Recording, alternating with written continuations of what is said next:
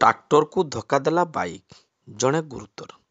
ମୟୂରଭଞ୍ଜ ଜିଲ୍ଲା ମୋରଡ଼ା ଥାନା ତଥା ଚିତ୍ରଡ଼ା ଫାଣ୍ଡି ଅନ୍ତର୍ଗତ ଅସ୍ତିଆ ପାଖ ରବର ପ୍ଲାଣ୍ଟ ପାଖରେ ଟ୍ରାକ୍ଟରକୁ ଧକ୍କା ଦେଲା ବାଇକ୍। ସୂଚନାଯୋଗ୍ୟ ଯେ ଆଜି ସନ୍ଧ୍ୟା ସମୟରେ ବାରିପଦାରୁ ମୋରଡ଼ା ଆସୁଥିବା ବେଳେ ବାଇକ୍ ଚାଳକ ରବର ପ୍ଲାଣ୍ଟ ପାଖରେ ଛିଡ଼ା ହୋଇଥିବା ଟ୍ରାକ୍ଟରକୁ ଧକ୍କା ଦେଇଥିଲା। ଫଳରେ ବାଇକ୍ ଚାଳକ ଗୁରୁତର ହୋଇ ରାସ୍ତା କଡ଼କୁ ଛିଟିକି ପଡ଼ିଥିଲେ। ତେବେ ରାସ୍ତାରେ ଯାଉଥିବା ଲୋକମାନେ ପୋଲିସକୁ ଖବର ଦେଇଥିଲେ। ଖବର ପାଇ ଚିତ୍ରଡ଼ା ଫାଣ୍ଡି ଅଧିକାରୀ ନିରଞ୍ଜନ ସୋରେନ ଘଟଣାସ୍ଥଳରେ ପହଞ୍ଚି ଆମ୍ବୁଲାନ୍ସକୁ ଡାକି ନିକଟସ୍ଥ କିଷାନ ତାଣ୍ଡି ଗୋଷ୍ଠୀ ସ୍ୱାସ୍ଥ୍ୟ କେନ୍ଦ୍ରକୁ ପଠାଇଥିବା ଜଣାପଡ଼ିଛି। ତେବେ ବାଇକ୍ ଚାଳକ ଜଣକ ହେଉଛନ୍ତି ମୋରଡ଼ା ଗ୍ରାମର ପୂର୍ଣ୍ଣଚନ୍ଦ୍ର ବାରିକ ବୋଲି ଜଣାପଡ଼ିଛି। ଫାଣ୍ଡି ଅଧିକାରୀ ବାଇକ୍ ଓ ଟ୍ରାକ୍ଟରକୁ ଜବତ କରି ଏକ ମାମଲା ରୁଜୁ କରିଥିବାର ଜଣାପଡ଼ିଛି।